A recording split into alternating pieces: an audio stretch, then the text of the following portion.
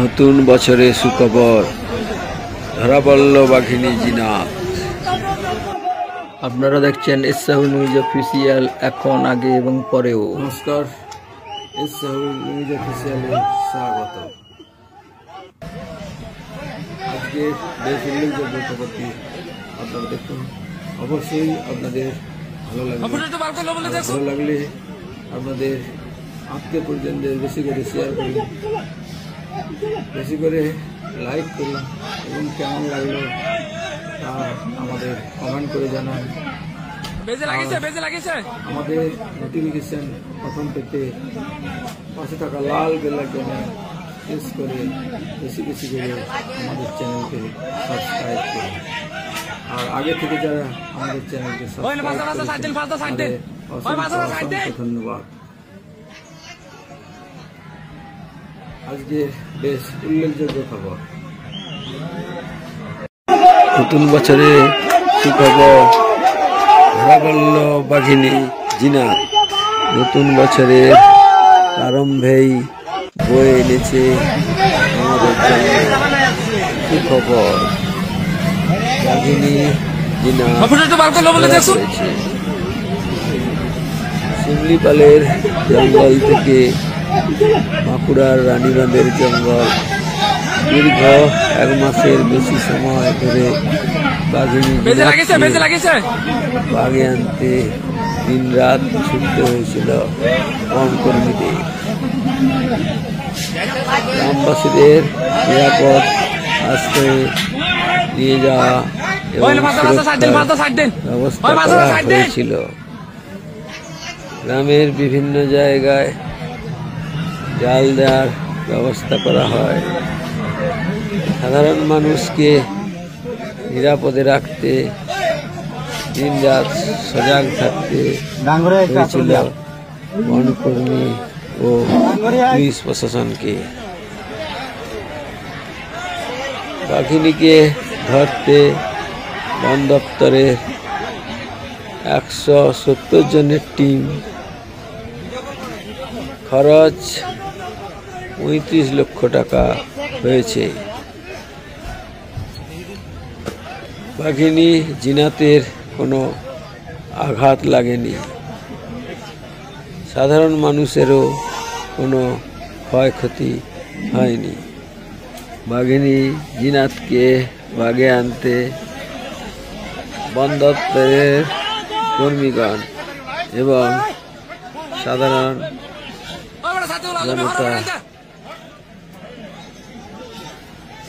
সচেষ্ট। ধরার জন্য বাঘকে তাড়া করছে। দেখুন, বাঘিনী জিনাতের গায়ে কোনো আঘাত লাগেনি। জীবিত অবস্থায় জিনাত ধরা পড়ায় বন সংরক্ষণ আইন রক্ষিত হয়েছে।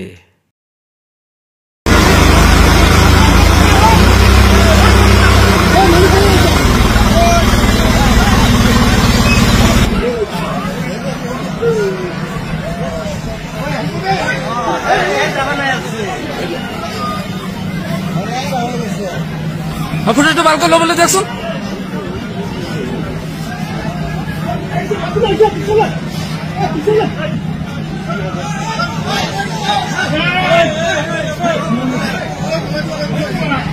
বেজে লাগিয়েছে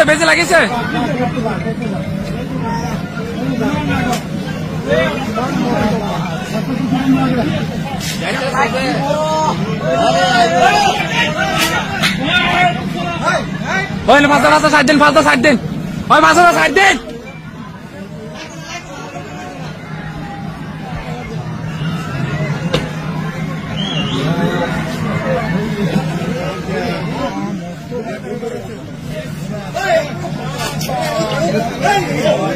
ডাঙ্গরে এসে আতর দিয়া ডাঙ্গরে আস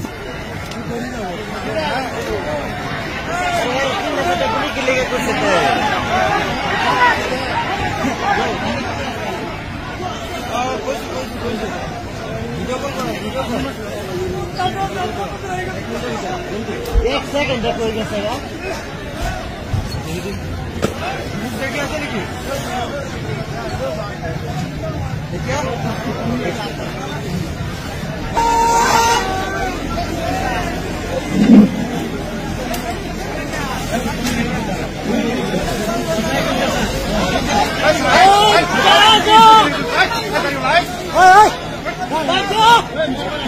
ওই বড় সাথে লাও তুমি হরা বড়ান যা